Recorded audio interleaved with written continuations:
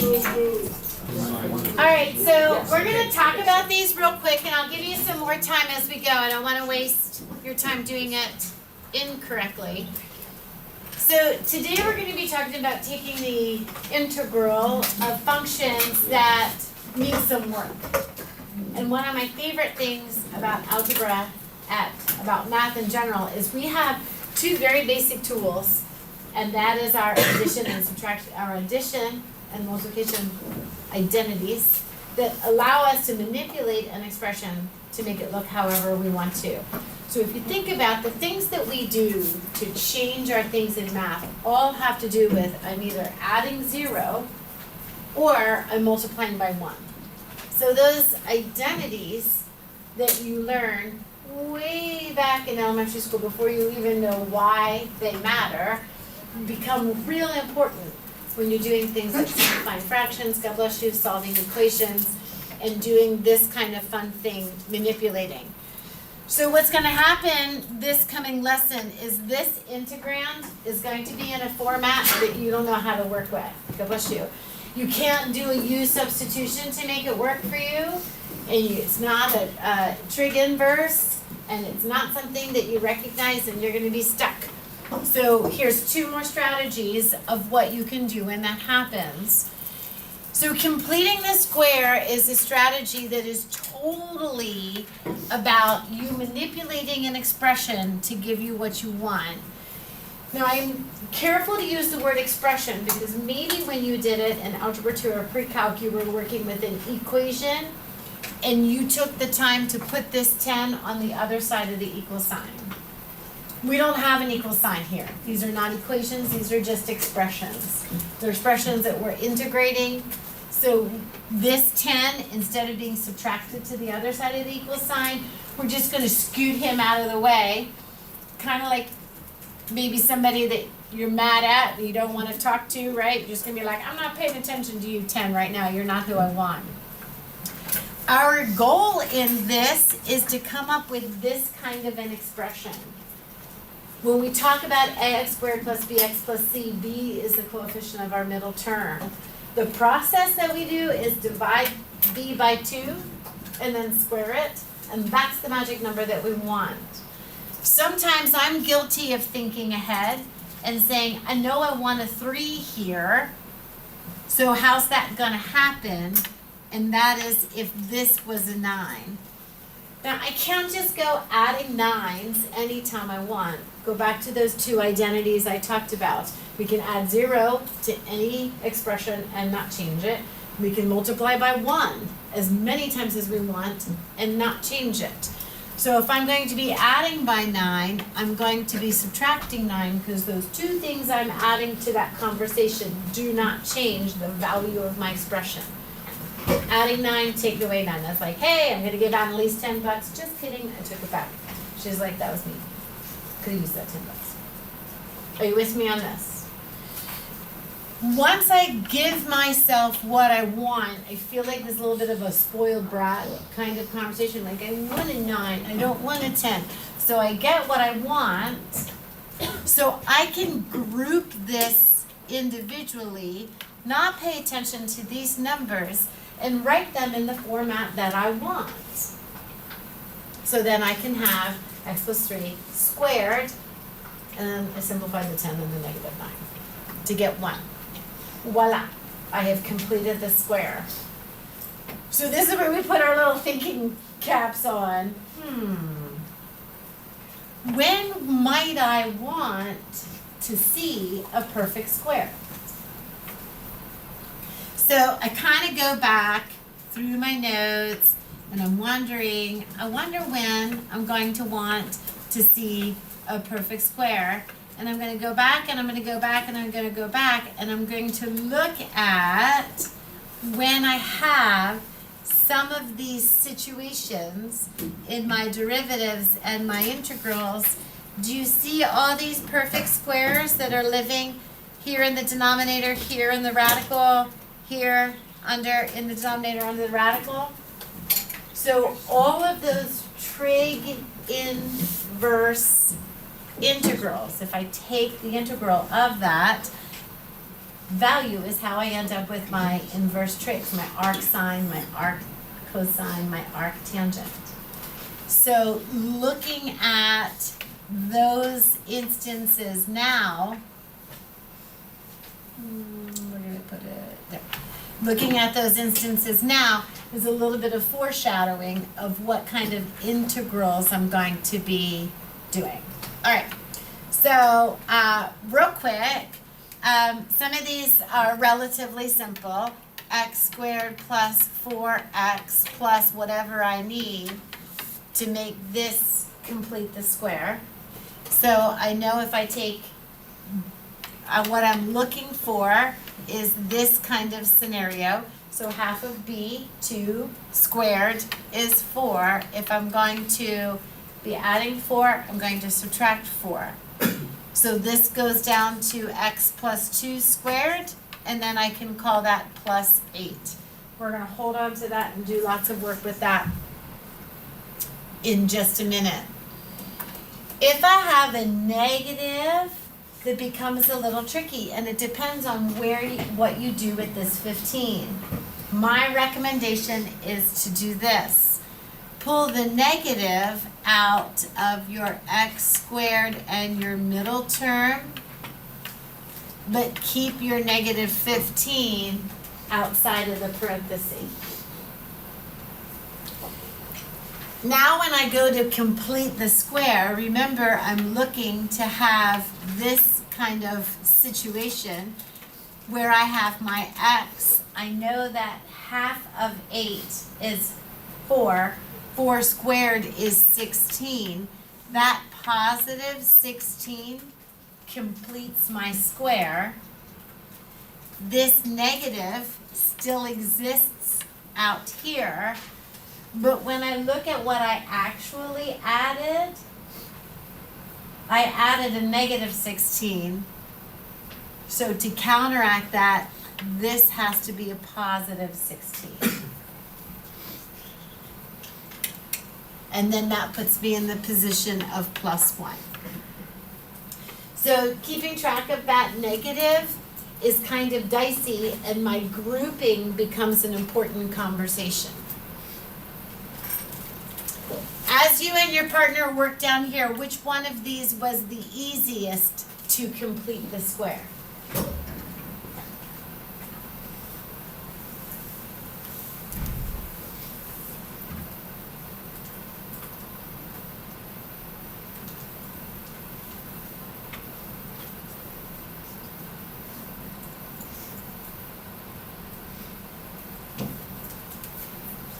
Which one was the hardest?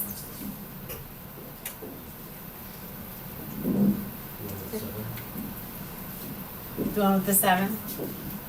You're tempted to think it works out for you, aren't you? But it doesn't, absolutely. All right, do you want to see me go through these, or do you got it? Go ahead. I have a question. So when we're doing it, like, for the third one, when it's negative 4x, do we do, Okay. So if I have, I'm going to go ahead and call this x squared minus 4x plus something plus 20. What's going to happen here is this is going to be x minus something squared because my middle term is negative. So the same thing, half of that squared is going to be plus 4 and then minus 4. So that's going to give me x minus 2 plus 16. Make sense? So coming up with that, complete the square, is that process there. All right, flip over to the back. Some old-fashioned words for you: divisor, quotient, and dividend, and remainder. Now this one we gave you as a sample came out nice and evenly. When I want to divide polynomials, this long division, and I remember I attended a math conference one time where an elementary teacher was explaining how archaic long division was, and my blood ran cold because I want to be like, no.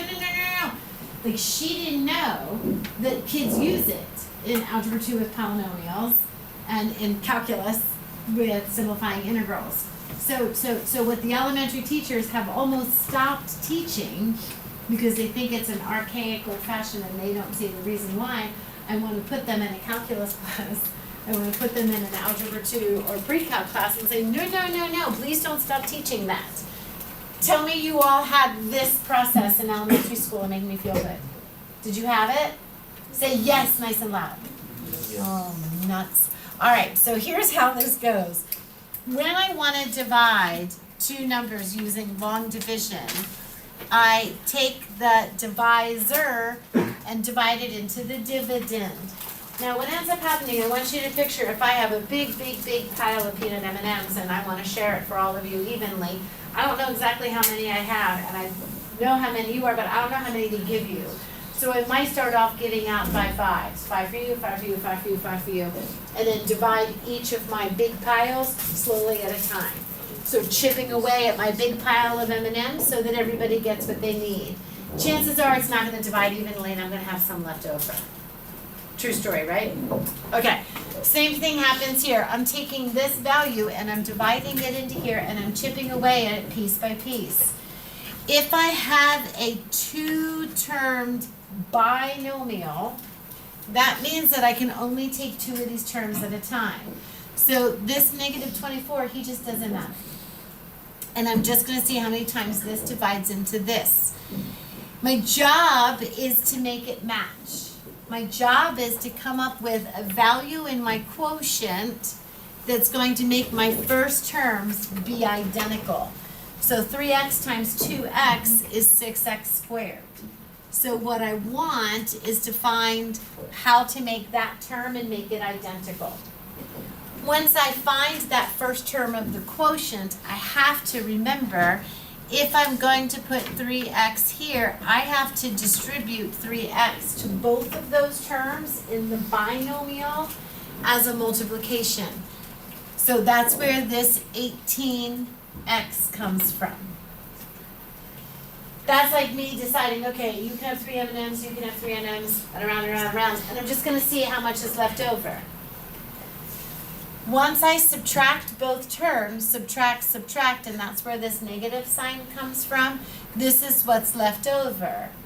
And my next choice is, okay, make 2x match negative 8x. And that's where this minus 4 comes from. And then I, again, have to distribute the minus 4, and that's where I get minus 8x minus 24. Now, in this circumstance, it came out nice and even. Sweet. But if it doesn't come out nice and even, what we do is we take the remainder and write that as a fraction. And our fraction is our remainder over our divisor. Your divisor is the one that's doing the dividing. A worker works, a driver drives, a teacher teaches, a divisor divides. So that divisor is the thing going into the dividend, and that answer you get is your quotient. So when we're doing this division, you might remember from your calculus and algebra 2 days synthetic division. And if you want to use synthetic division, yes, absolutely, but only if your coefficient is equal to 1. So yes, we could do synthetic division here, but not here or not here. So the long division is what works every time. Your synthetic division only works sometimes, and if you remember the shortcut of what to do. Meaning you're not plugging in the factor, you're plugging in the solution. So that positive 2 is what goes into each of those coefficients. You have to remember to fill in any missing terms that you might have with 0 times x to that power, because when you're subtracting, that's how the like terms match up. So for example, this one is missing its constant, and we would need to make sure that we type in the fact that 0 is here so we can finish off the problem. So we'll do this one together, and we'll do it long division wise, and we'll do it synthetic division wise, so you can be reminded of both strategies. 3x cubed minus x squared minus 5x plus 1. I'm looking for a number to go here to multiply x to make this match exactly. So how do I get x times what is going to equal to 3x cubed? What am I missing? 3x. I need a 3. And what else? X squared. And I need an x squared. I'm going to make sure I remember that this is grouped and that 3x squared gets distributed to both terms of that binomial. 3x cubed, no surprise it matches exactly. That's what I picked, minus 6x squared. Because I have each of my variables in descending order, every time I go through, I'm going to have something to subtract. So this comes the tricky part, and you'll see it done a couple ways.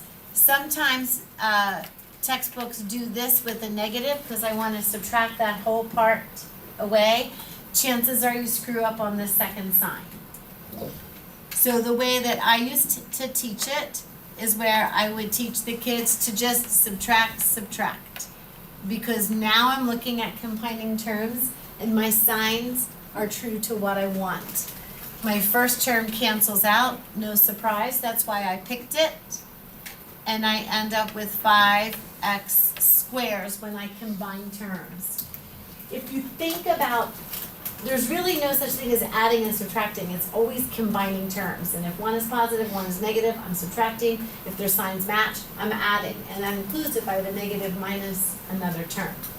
So think of adding and subtracting as combining terms, and that might help.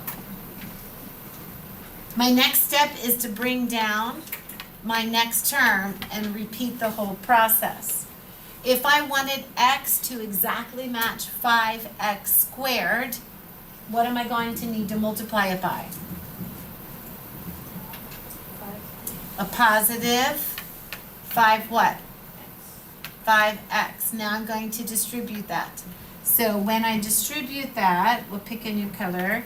That's going to give me 5x squared minus 10x. My job now is going to be to subtract. And then I can combine my terms. These are going to cancel out. And this is going to leave me with positive 5x. Bring down my last term. What do I have to do to x to make it exactly match 5x? Positive 5. Multiply it by 5. And that's going to give me 5x minus 10. When I subtract, that's going to give me an answer of 11. And that's my remainder. So when I talk about what I have left, my answer is going to be 3x squared plus 5x plus 5 plus that 11 over my divisor is going to be my final answer. Got it? If you are a synthetic division friend, you want to put 2 into, and you're going to write your coefficients of your terms. So 3, -1, -5, and 1. 3, -5. Am I saying this right? -5. I already forgot it. 3, negative 3, 1. -1, Negative -5, and 1. 3. That's what happens when I don't have my notes. -1, -5, and 1. This has got to be a 2 because we're not doing the factor, we're doing the value of x that is a solution. It gives me a 0 as an output. So it's not a -2, it's a +2. The 3 comes down. 3 times 2 is 6. I combine terms and I get 5. 2 times 5 is 10. I get 5. 2 times 5 is 10. And I get 11, and that's my remainder. As a review, this is your constant, here's your linear, and here's your quadratic. So your answer, you'll notice 3x squared plus 5x plus 5 plus 11 over x minus 2. Notice I get the same answer regardless. Synthetic division, rock on, use it if you remember how to do it. But you can only do it when you have that coefficient equal to 1. Make sense? Yes? Awesome. Get your packets out.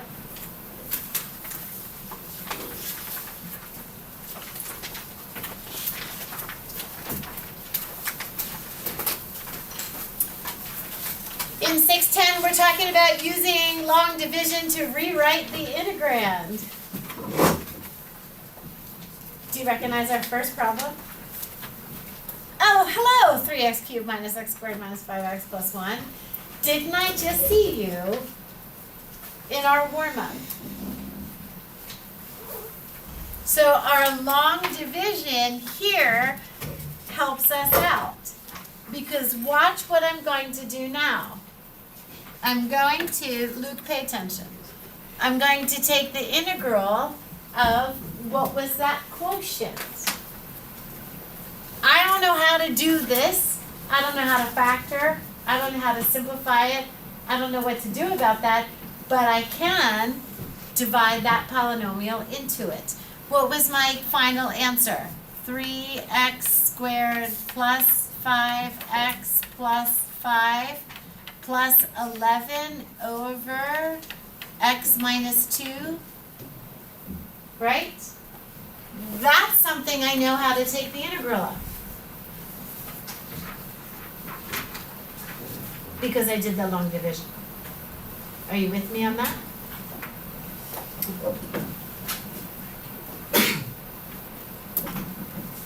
We're going to go ahead and we're going to let u equal x minus 2. Because this is in terms of dx. My du in terms of x is equal to 1. So I know that my dx is equal to du. And watch what happens. It's kind of cool. Because you're worried about that remainder, aren't you? You're like, I know how to integrate everything, but I don't know what's going on with that remainder. Right? So here's what you know how to do. You can split this integral. I can take the integral of 3x squared plus 5x plus 5, and then I can go ahead and I can add that to the integral of 11 over u. Didn't I let u equal x minus 2? Right? So I'm in good shape.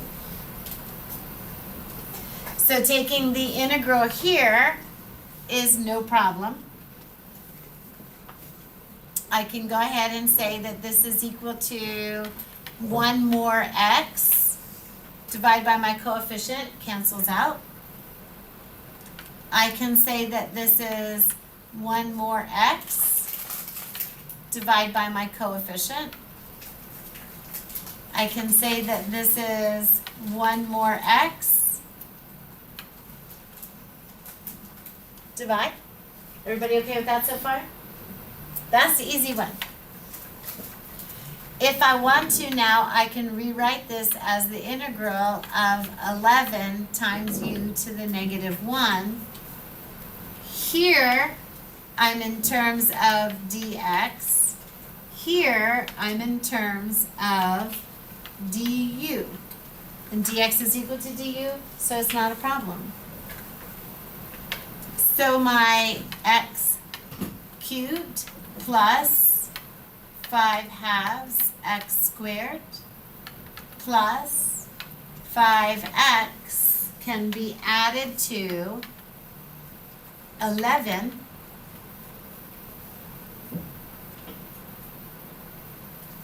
times the natural log of the absolute value of u. and they are all plus c.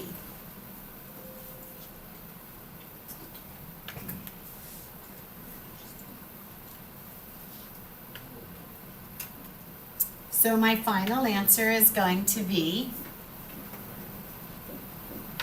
x cubed plus 5 halves x squared plus 5x plus 11 times the natural log of, I let u equal to x minus 2 plus c. So I took something I couldn't find the integral of. I went ahead and I did the long division. I was able to rewrite that in something that made sense to me. Split my integral because it was a sum. I couldn't split my integral until I got rid of that denominator. I could substitute u in and solve for my integral. Sound okay? All right, here's this next one. Does this one look familiar to you? So if I go back to this, it should match. So if you don't have enough room on your notes, come back here, do this division. I'm going to pause the video, you and your partner divide, and see how far you get before I jump back in. Turn to your partner and say, we got this. All right, so looking at the long division, do we match? Notice how careful I am with my subtract. If you want to do it the way that some other teachers do it, where you subtract this whole quantity, because you're good at keeping track of your signs, rock on. I drop negatives like they're, I don't know, stones out of my shoe. Like I'm dropping negatives all the time. So this was one of the harder things for me to learn as an algebra student. So that was my way of keeping track of my signs. Everybody okay with this quotient, with this remainder? Because what we're going to do now is go back to our packet, and on our packet we're going to rewrite this integral. And when we rewrite the integral, we're going to rewrite this quotient. I'm going to take the integral instead of that as the integral of 2x cubed plus x squared plus 2x plus 4 plus that remainder that I had that was 20 over 3x minus 5 in terms of x. So I divided out 1 power of x.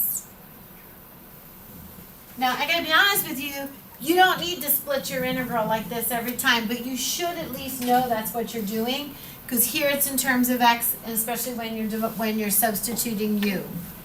So I'm going to here let u equal to my 3x minus 5.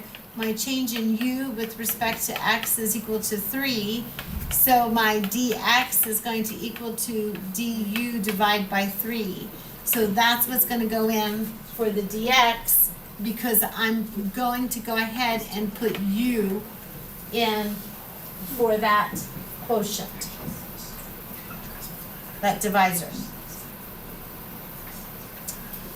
When I go to integrate, I'm going to go ahead and just go term by term, because I can call this now x to the 4th, and this becomes 1/2. I'm going to call this x to the 3rd, and that's 1/3. I'm going to call this x squared. My coefficient cancels out. I'm going to call this 4x. And then I'm going to want this integral of 20 over u in terms of u.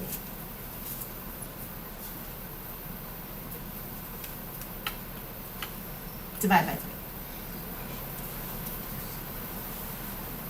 And that u divided by 3 is going to be an important part of this last conversation.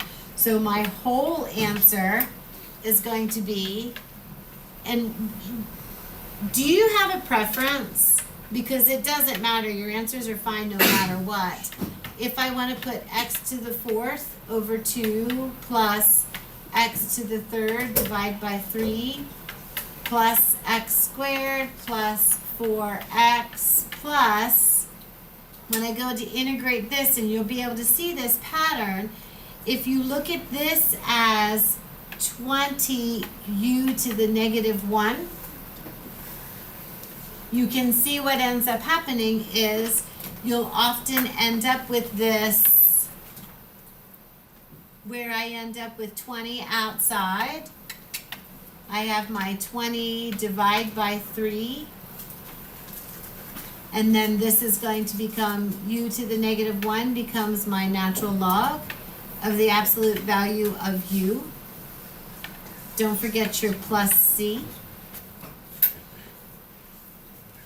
And again, when you rewrite this, x to the 4th divided by 2 plus x cubed divided by 3 plus x squared plus 4x plus 20 3rds times the natural log of, go back what I had u equal to, 3x minus 5, and goes inside the absolute value.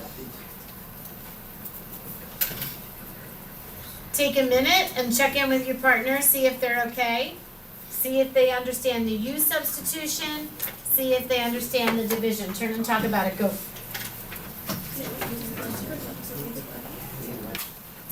If you look at your warm-up, this is the 3rd one that I gave you on the warm-up.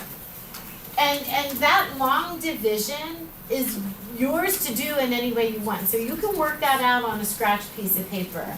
So if I'm an AP reader, I don't need to see your long division. I'm just going to check and make sure that you have the right divisor and remainder. You know what I'm saying?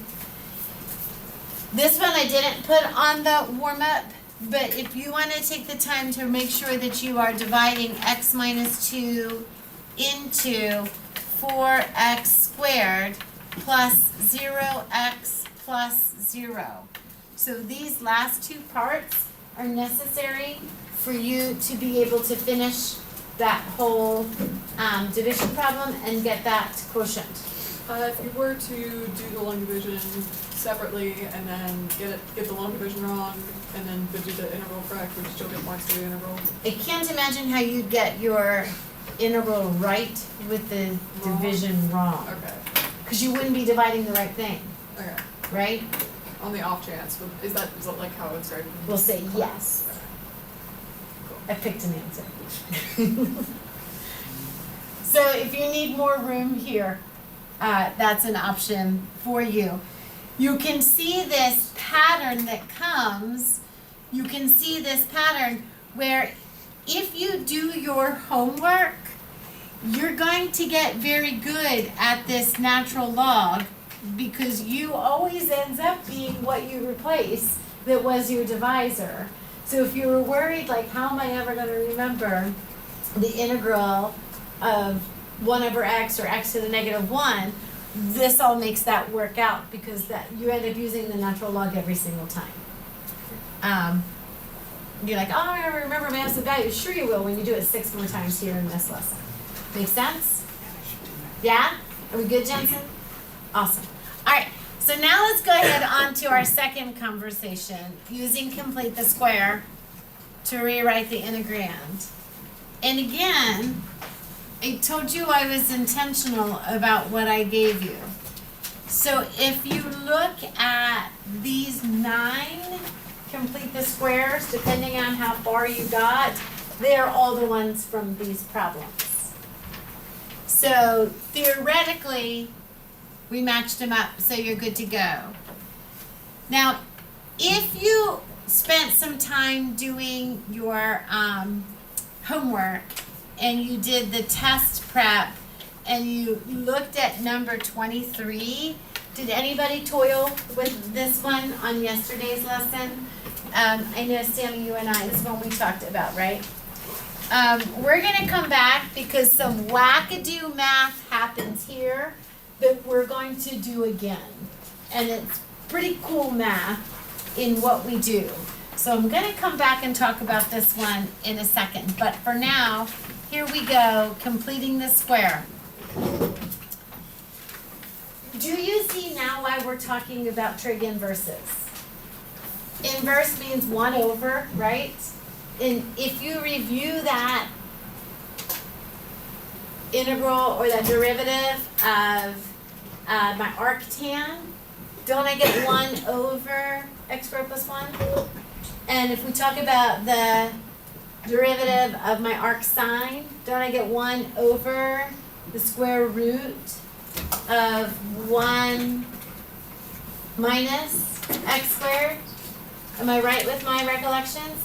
So what's interesting is they love sine and tangent. So the word on the street for the AP exam is you'll either get a sine or you get a tangent. So we kind of leave cosine and cotangent, secant, cosecant in the dust, but they're still worth reviewing and going over.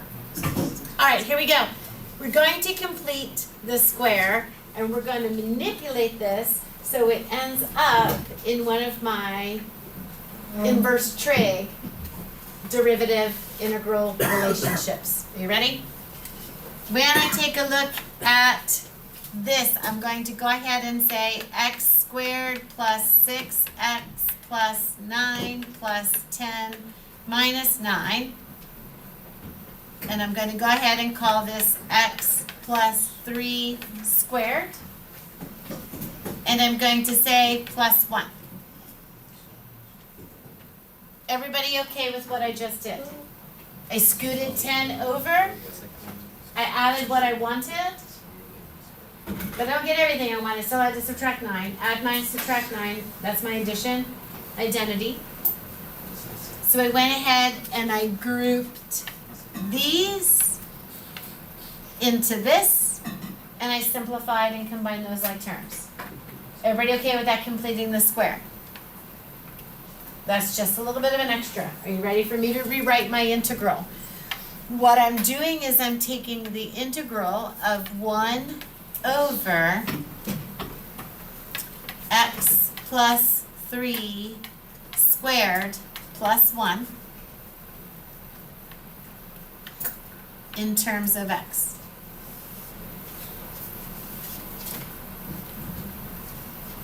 I'm going to go ahead and I'm going to let u equal x plus 3.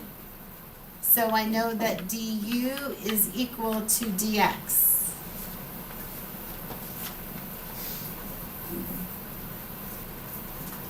So I'm going to rewrite that integral as the integral of 1 over u squared plus 1 in terms of x. Oops. Not x, in terms of u. And I don't have any kind of coefficient or 1/3 or times 2 or negative that's dragging along with me. So if you go to your snake and you look at the integral of, we'll go all the way back, where's the snake, where's the snake, where's the snake? Is he coming soon? And if I'm looking at taking the integral, if I have x squared plus 1, here it is. If you flip that snake over, what is he equal to? Inverse tangent. And so that integral really honestly is that easy. That integral really is that easy. That's going to give me my inverse tangent of u plus c. Once I replace my inverse tangent of, what did I let u equal? X plus 3.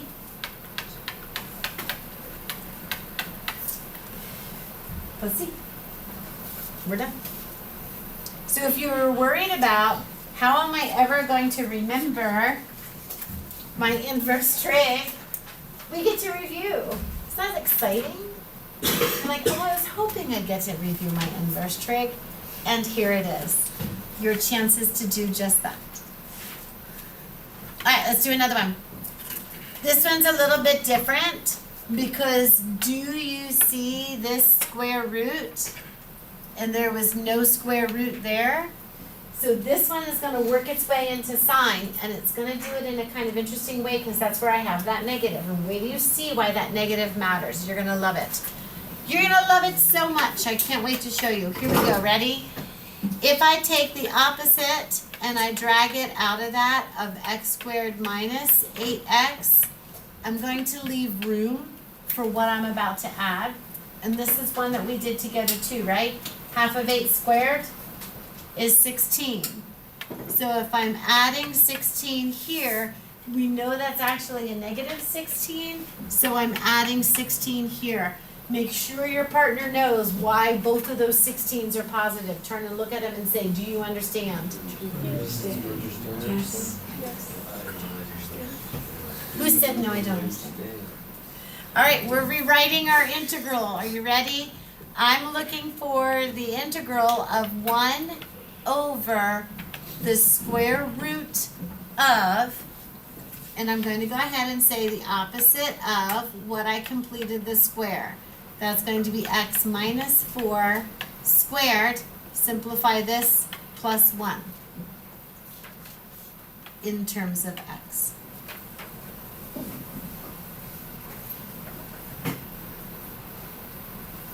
You're gonna love this. Ready? Here we go. Next step.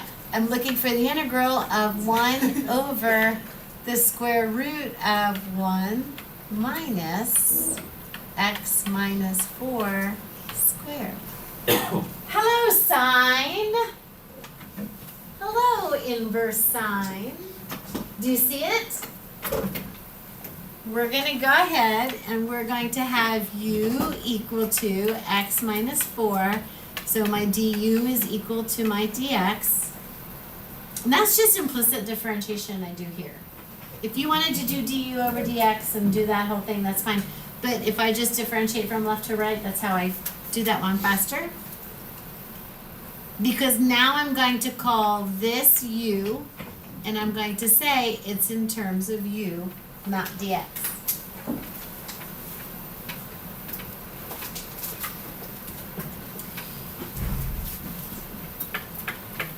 Back to our snake.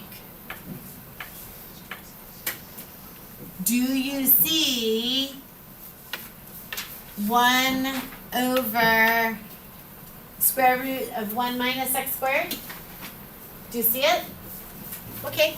So if I go and look on the other side of that snake, there's my inverse sine. So I know what to do exactly. And here we go. Not this one. Am I on the wrong one? Nope. Didn't go far enough. Ready? That is going to be equal to the inverse of sine of u plus c, which is going to be equal to the inverse sine of x minus 4 plus c. So cool. For sure. Okay. Now here comes some crazy math. Are you ready? Oh, and by the way, if you look on your warm-up, all of these rest of the complete the squares, depending on how far you got, you're already headed into your homework because so many of these are already done for you. All right, here's what I wanted to go next. And I wanted to talk about this one because the math for this one is crazy. I know that the derivative in terms of x of my inverse of sine of x is equal to 1 over, and remember the short, the like little things to help us remember. I see the s for sine, so I know it's square root.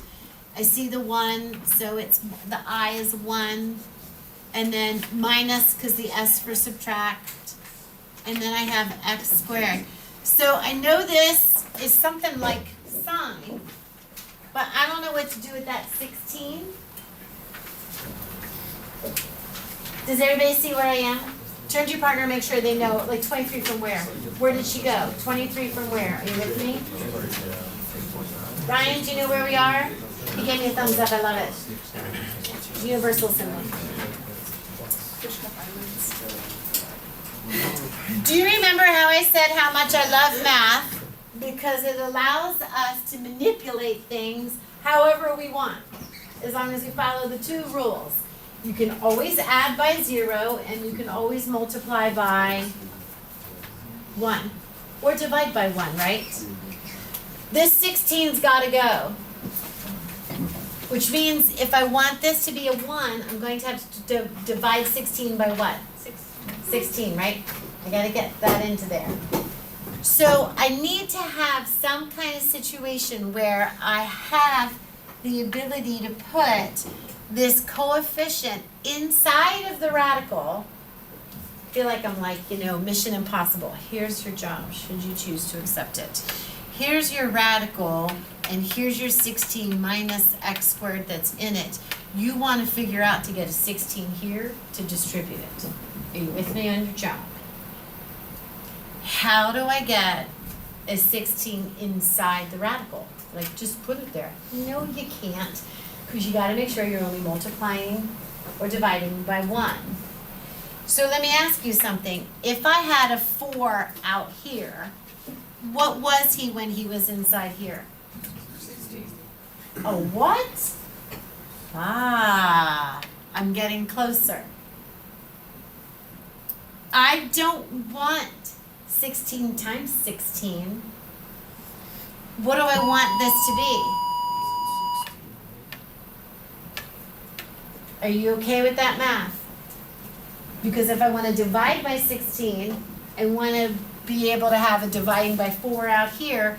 When he's in here, he's a 16. Because that's going to leave me with is 16 divided by 16 minus x squared over 16. Do you see where I'm going? Do you see why this starts at a 1/4? Everybody with me on that? Okay. We're just gonna fuzzy this out for a minute and I'll show you the real math. If I know 1 times 1/4 in my numerator and 1/4 times my denominator, have I followed my rules of math? Multiplying or dividing by 1 only. 1/4 over 1/4 is 1. Am I allowed to do that? I certainly am. So what that's going to do is I'm going to have 1/4 in my numerator. I'm not nervous about that.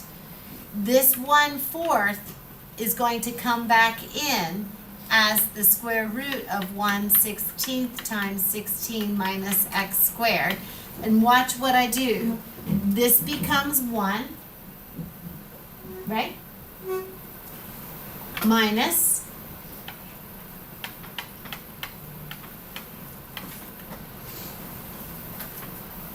where'd the 4 come from?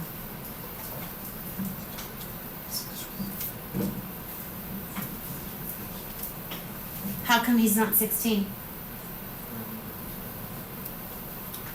How come he's 4? Because you did the square on the outside. Because here is just divide by 16, and here I took that 4 and tucked him into the square. So instead of x squared over 16, it's x over 4 squared. Do you see it? Do you see how now I have my 1 minus x squared? Do you see how when I go to integrate this, I can have x over 4 equal to u? That's our sine function. So I know I'm not dealing with this guy, I know I'm not dealing with this guy, and I'm looking at all these other sine functions. I'm like, all right, let's put u in and see where we go with this. This same philosophy is what we're going to do for this next one. Ready? See that 32? Wait till you see what happens to him. Let's go ahead and complete this square. X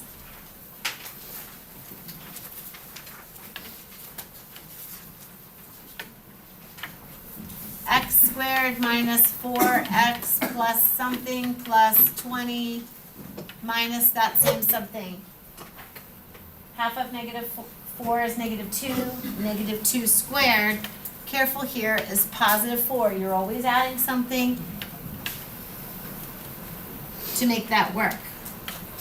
Rewriting my integral, I'm going to be taking the integral of 32 over x minus 2 squared plus 16.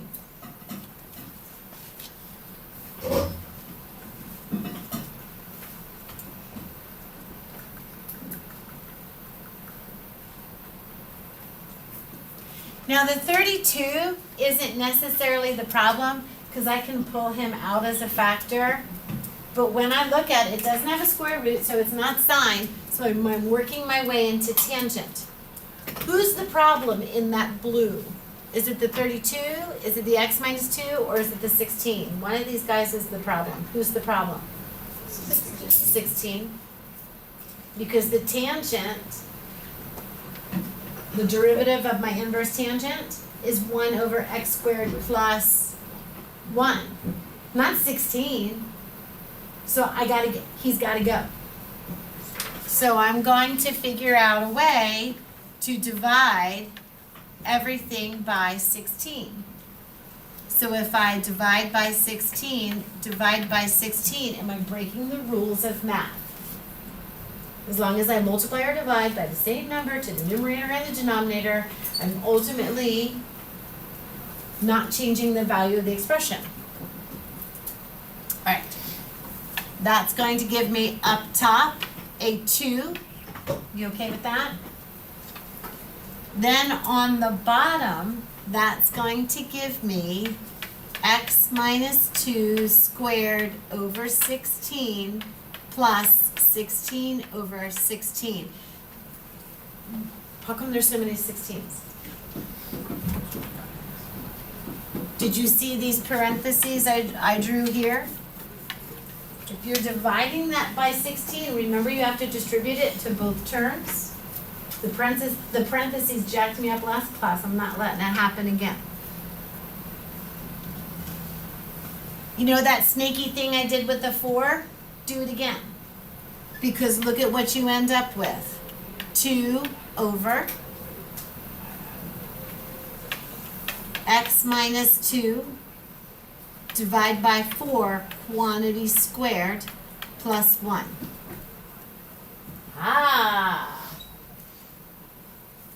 I can see tangent.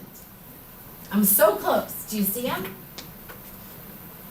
Inverse tangent, the derivative of my inverse tangent is 1 over x squared plus 1. So close.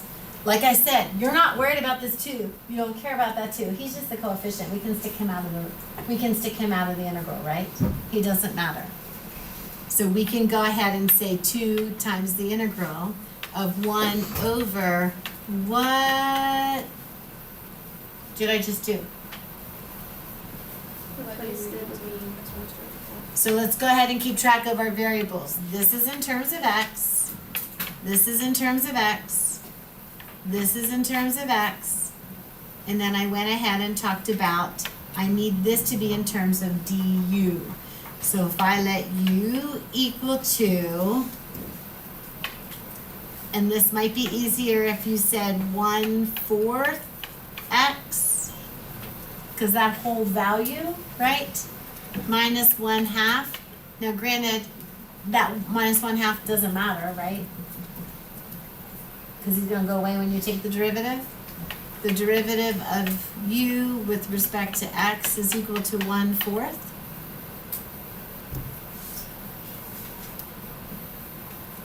dx is equal to 4 times du.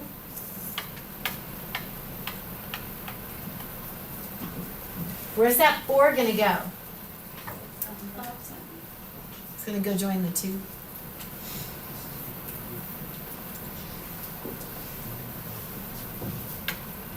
8 times inverse tangent of u, and nobody cares which version of u you write, whether it's this one or this one, whatever you let u equal to, x minus 2 divided by 4 plus c.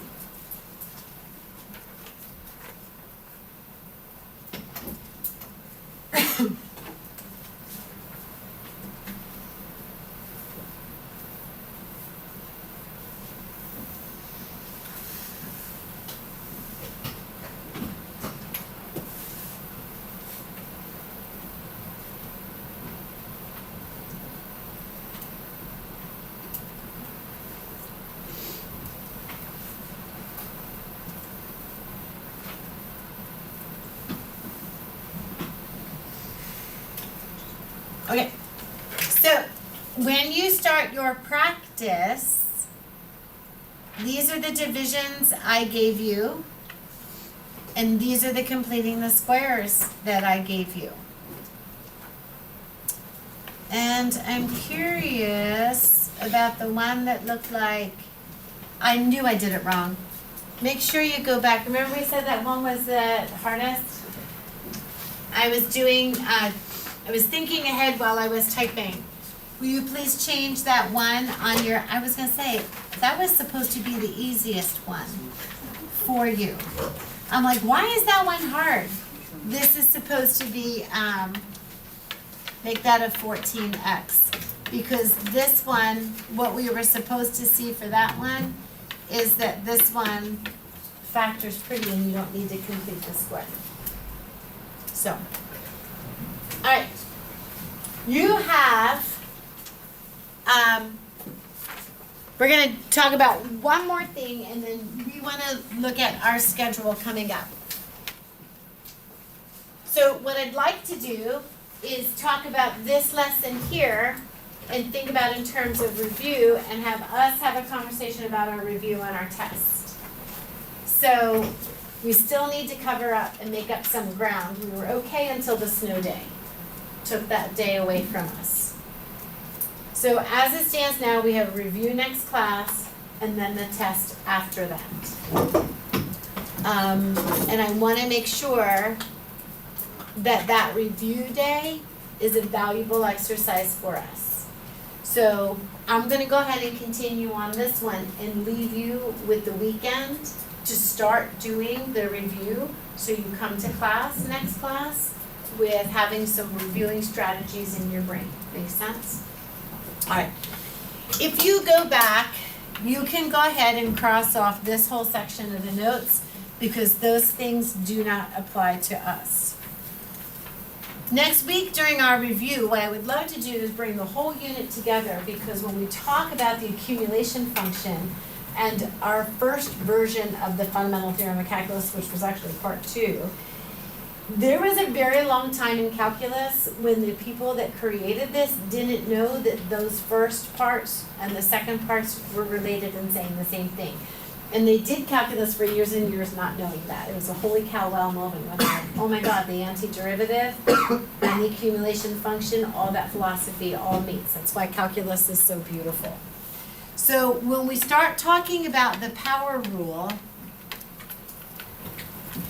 and we start talking about finding that antiderivative, they actually didn't know that that was going to lead to that summation notation. And just like the limit definition of the derivative leads us to the power rule, they did not know that the summation notation and the accumulation function were going to lead them to the antiderivative. So we want to make sure that you understand how to do that. The next conversation is when we talked about U substitution and that W if you need to do U substitution twice. Ariane and I were talking about a thing during Stinger today where he was ready to do that second level of substitution because the key had taken a secant function and rewritten it as cosine and a tangent function and rewritten it as sine over cosine that needed that second integration. He knew his antiderivative for secant with secant tangent, so he didn't need that second. So you take a look and see if with your trig functions, if you know your antiderivatives and derivatives, you might avoid that second substitution. Make sure that you have your trig in the front of your brain. Sine and cosine, no, sine and tangent are the ones that we've seen the most. If you can do sine and you can do tangent, you can do cosine and cotangent because the only difference between them is that negative that comes along with your trig. Your inverse trig is going to be where you look for those patterns, definitely in completing the square. We talked about our exponents and logarithms, understanding that power of the natural log and what that does. Today, a conversation about long division. And if that was new to you, that's pretty confusing, so make sure that you get help with that if you're having a hard time teasing that out. And finally, we have our conversations about completing the square. And I know you did a lot of that in pre-calc and algebra 2. So what I love about this next section is it's all scrambled up.